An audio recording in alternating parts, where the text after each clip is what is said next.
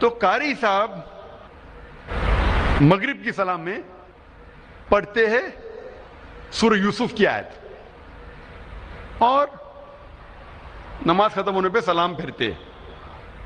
تو اس وقت ایک عرب، ایک سعودی وہ قاری کو دیکھ کے مسکراتا ہے. تو قاری صاحب پوچھتے کیا میری قرات پسند نہیں آئی؟ تو عرب کہتا ہے کہ قرات تو بہت پسند آئے، لیکن میں سوچ رہا تھا کہ نماز میں آپ نے یوسف علیہ السلام کو کنویں میں ڈالا لیکن نماز کے پہلے کنویں کے باہر کیوں نہیں نکالا؟ ابھی جو لوگ قرآن مجید کو ترجمے کے ساتھ پڑھ چکے وہی چٹکلے کو سمجھیں گے، جو نہیں پڑھ چکے وہ نہیں سمجھیں گے. جو لوگ قرآن مجید کو ترجمے سے نہیں پڑھے، میں کہنا چاہتا ہوں کہ قرآن مجید میں ذکر آتا ہے یوسف علیہ السلام کا، اور آپ پڑھ چکے ہوں گے کہ سورہ یوسف میں یوسف علیہ السلام کے بھائی سب مل کے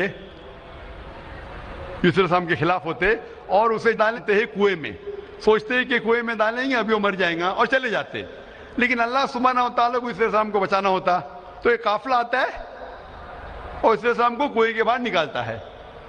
تو یہ سعودی پوچھتے ہیں کہ آپ نے سلام یوسف علیہ السلام کو کنویں میں تو ڈالا لیکن صلاح کے پہلے کنویں سے باہر کیوں نہیں نکالا؟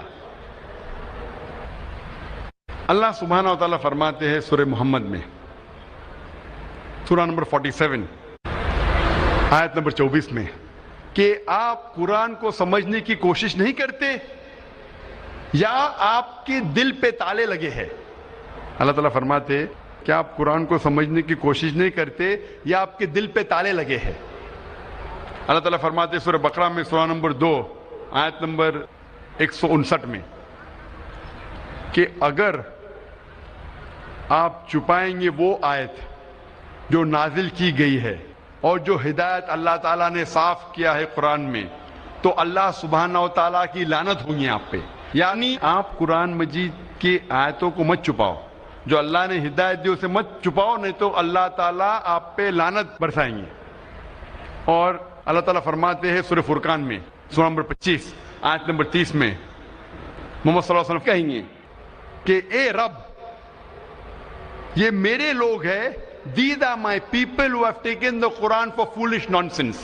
یہ میرے لوگ ہیں جو قرآن کو نہ سمجھ سکے، میں قرآن کو foolish nonsense جیسا لیا.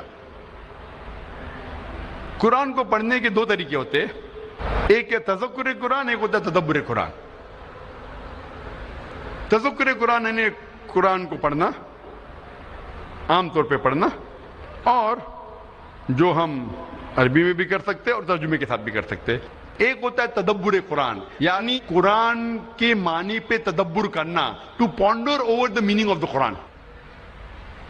تذکر قرآن کرنا تو انسان کے لیے آسان ہے، تدبر قرآن کرنا بہت اہم ہے، جو عربی زبان سے اور بہتر کر سکتے، ترجمے کے ذریعے بھی کر سکتے لیکن اتنے بہترین طریقے سے نہیں جیسے آپ عربی زبان سے کر سکتے، کیونکہ عربی زبان اتنی اونچی زبان ہے، اتنی اچھی زبان ہے، اگر آپ جانیں تو ترجمہ میں وہ لطف نہیں آئے گا. تو تدبر قرآن آپ بہتر کر سکتے عربی زبان جاننے کے بعد. اور اکثر آپ کتاب کوئی پڑھیں گے، ایک بار پڑھیں گے، 2 بار پڑھیں گے، تیسری چوتھی بار میں آپ تھک جائیں گے. لیکن قرآن مجید اگر 1000 بار بھی پڑھیں گے، 1001 بار پڑھیں گے، پھر بھی آپ کو مزہ آئے گا، پھر بھی آپ لطف اٹھائیں گے، پھر بھی آپ ہدایت پائیں گے. کیونکہ ہر قرآن کی آیت کے الگ پہلو ہے. قرآن مجید ایک ہی آیت ایک عام انسان پہ بھی چھا جاتی ہے اور ایک عالم کو بھی. جتنی بار آپ قرآن مجید پڑھیں گے سمجھ کے، اتنی بار آپ کو اور مزہ آئے گا، آپ کو اور ہدایت ملیں گی، آپ کبھی بھی نہیں تھکیں گے. اسی لیے ہر مسلمان کے گھر میں قرآن مجید ہونا فرض ہے، نہ کہ صرف عربی زبان میں، لیکن اگر عربی زبان نہیں جانتے آپ سمجھنا تو فرض ہے کہ آپ قرآن مجید کا ترجمہ اپنے گھر میں رکھیں، اس زبان میں جو زبان میں آپ کو مہارت ہے. اگر اردو میں مہارت ہے تو اردو میں رکھیے، ہندی میں مہارت ہے تو ہندی میں رکھیے، انگلش میں مہارت ہے تو انگلش میں رکھیے، گجراتی میں مہارت ہے تو گجراتی میں رکھیے. لیکن فرض ہے کہ آپ کے گھر میں قرآن مجید کا ترجمہ ہونا چاہیے اور اسے روز آپ کو پڑھنا چاہیے.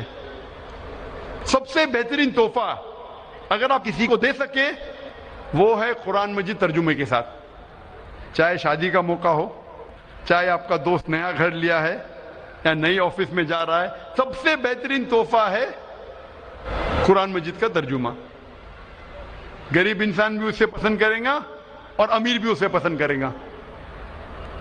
اور سب سے بہترین تحفہ آپ اپنے بچوں کو دے سکتے ہیں وہ ہے قرآن مجید. اور یہ تحفہ اس کی زندگی کے آخری دن تک اسے ہدایت دیتا رہے گا. اکثر ہم مسلمان ہمارے بچوں کو قرآن مجید پڑھنا سکھاتے عربی میں، لیکن ہم یہ نہیں ضروری سمجھتے تھے کہ ہمارے بچوں کو عربی زبان آنا چاہیے. عربی تو پڑھ سکتے ہیں لیکن عربی سمجھ نہیں سکتے، اور ہمارے والدین اسے اہم نہیں سمجھے، اسے ضروری نہیں سمجھے کہ ہمیں عربی زبان سکھائے. لیکن آج ہمیں عہد لینا پڑے گا، ایک وعدہ لینا پڑے گا، کم از کم ہم ہمارے بچوں کو عربی زبان سکھائیں. عربی زبان سکھائے تاکہ وہ اللہ سبحانہ و تعالیٰ کا آخری پیغام سمجھ سکے اور اس پہ عمل کر سکے. اور یہ تحفہ آپ اپنے بچوں کو دیں گے عربی زبان سکھانے کا اور اس کے ساتھ قرآن مجید دینے کا، یہ سب سے بہترین تحفہ ہوگا.